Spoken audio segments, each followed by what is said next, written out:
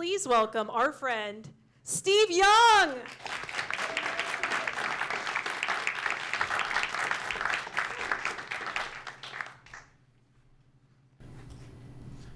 I tried to forget about this movie, but I am contractually obligated to do the commentary, so here we go. Oh yes, the big opening action sequence. Why are my co-star Sally and I staring intently at nothing? Well, there was supposed to be rampaging dinosaurs via special effects to be added later, but we did not have the money for the CGI, so I will give my director credit. He had a backup plan. He purchased a dinosaur costume from Facebook Marketplace. But it turned out to be Barney, the purple dinosaur for the children. It looked ridiculous, and legally you could not put Barney in the movie, so none of that footage was used. Now Sally and I are running for our lives, again, from nothing. The voiceover narration says we are running from existential dread. That was an attempt to salvage the scene in the edit. I don't think it really worked. And believe me, I know you cannot run from existential dread. But I think this title sequence turned out reasonably well, considering it was done, handmade in magic marker, 1 hour before the movie had to be delivered. That's my hand there, writing the title in pinky purple. And then I switched to the teal for the credits. And yes, I made many misspellings and crossouts, and people were very upset. We did not have time to reshoot. I'm not sure why Sally and I had to crawl into this muddy culvert to change into cocktail attire. I guess we had to be doing some activity while we discussed the backstory of the failed cherry harvest. Oh, Sally. I could have sworn they said they had gotten Sally Field, but then later they said, oh no, you misunderstood, Sally Meadows, not Field, Meadows. Also very talented. She did all those movies where they put them on the TVs in the electronics stores. Something about those enormous high-definition screens worked surprisingly well with her asymmetrical face. In this scene, with the sleepwalking actuary, you may wonder why I am carrying a toaster oven. Director Zardan Zertz said it added an air of menace. I had wanted to work with Zardan ever since I'd heard he had accessed $800 million in funding from a Gulf state prince who wanted to get into the movie business. Also, Zardan had made that biopic about Abraham Lincoln, although not the well-known Abraham Lincoln. Zardan's eccentricities prevented him from speaking or writing any word that included the letters T or M. This led to communication problems. We accomplished very little while he made his angry gestures and grunts and occasionally barked a random word like ennui or lasagna. Oh, there's that stupid, horrible goat. Oh, I hated that goat. It kept biting me.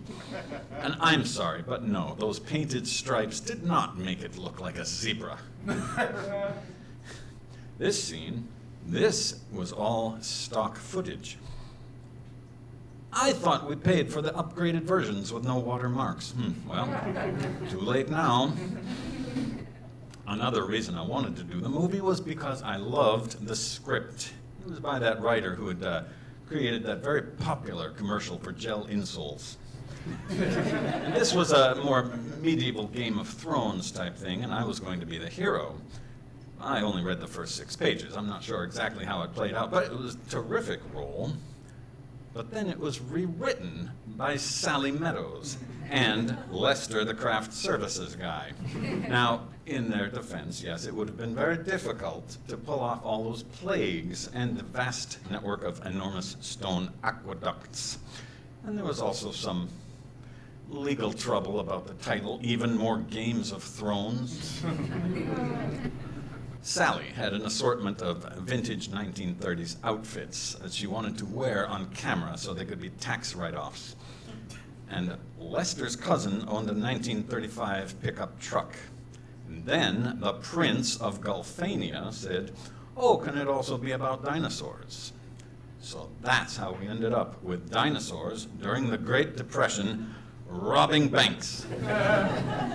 But you never see the dinosaurs. Here's the crowd scene outside the bank, and for some reason, the costume person had only been able to find one fedora, so that's why we are taking turns wearing it, passing it around. But think about this: Great Depression, dinosaurs, bank robbery, and now fedora shortage. That's what they call raising the stakes. Yes, the movie had many problems, but we also did a lot right. Oh, look, it's the villain, the sinister villain, peeking out from behind the water heater. More about him later. On the third day of shooting, the Prince of Gulfania fired Zardan, the director, but he kept him on to do the music for the movie, and that's why you keep hearing that strange guitar chord over and over again. Zardan had a guitar, but did not know how to play it. So he simply strummed the open strings with greater or lesser intensity. And it sort of worked in some scenes, like here, where Sally and I suspect there may be a dinosaur behind that dumpster. But then we get distracted and we run away because there's the off-screen commotion, a rumor that someone has found another fedora. This is the first scene we shot after the Prince made me the new director. We did not get much footage inside the bank. We technically did not have permission to shoot in there, so they kicked us out. But while we are running out and the cameras are all shaky, it does kind of look like panic, possibly from dinosaur armed robbery. And you hear a lot of gunshots and screams, and some we added later, but some of them really happened, so that was a lucky break. Now, here's more stock footage. This, I know, did not look like the 1930s because of the modern cars and the modern buildings, so I added the on-screen text that says 1930s to clarify it. See, smart. Now, the Prince, it turned out, was not from one of those oil-rich Persian Gulf countries. It was a completely different Gulf. The Gulf of Finland. I don't think Gulfania is even a real country. It's more like a neighborhood. And Prince, well, you can get anything printed on a business card or embroidered on a hat. But the $800 million, that was real. He had won the Finnish Powerball. But after Finnish taxes, it was down under $1 million. And then he had already spent most of it on the script and on Prince of Gulfania hats and refrigerator magnets. Oh, yes, the rainstorm. At least it was finally my turn to wear the fedora. But look, here it is again, the goat biting me again. But see, the stripes are washing off. Oh, my sex scene with Sally. The intimacy coordinator was Sally's husband, Roscoe. And he decreed that we must stay at least 5 feet apart. So that's why I am out in the hall. And he also said, oh, a bedroom, that's too suggestive. So that's why Sally is in the water heater closet. We kind of fixed it in the edit. We added the hazy effect so it maybe looks like a dream sequence. Maybe even a dinosaur's dream sequence. Who knows how a dinosaur might dream about humans having sex or failing to have sex. This fight scene, yes, this was probably the most realistic thing we shot, and that's because it was an actual fist fight between myself and Lester, the craft services guy.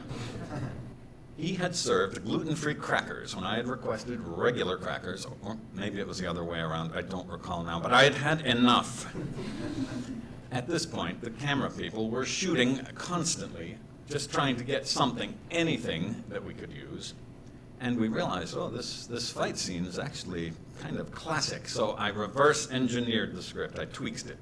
I made it so Lester is the villain, and I put in the shots of him looking sinister in various alleyways and utility closets. Oh, that beautiful golden hour light, yes. I am yelling at the dinosaurs, which are off screen. Stop robbing banks. Straighten up or go extinct. Some of my finest work. I think we would have put it in the trailer if we had thought to make a trailer. But here's Sally in the pickup truck. The 1935 pickup truck was manual shift, no power steering or brakes. That's why she crashes here into the mailbox. And she chipped a tooth. But it actually made her face more symmetrical. She already had the other chipped tooth. Here we are, the big climax, the showdown. But watch what happens, see? There. Goes to black. Who knew the Film Board of Finland had a strict time limit for movies?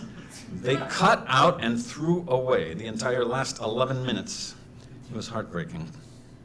Although when we had our limited theatrical run in Finland, nobody complained. The audiences either thought, oh, I guess it's avant-garde, or perhaps nobody ever watched all the way down to the end. People really, really did not care for the film at all. Well, that's it. That's the behind-the-scenes insider story of TBD, which was never supposed to be the title. We had not gotten around to finalizing it, and then suddenly it was on the posters. TBD, too late to change. So I blame that stupid, evil, distracting goat. Thank you.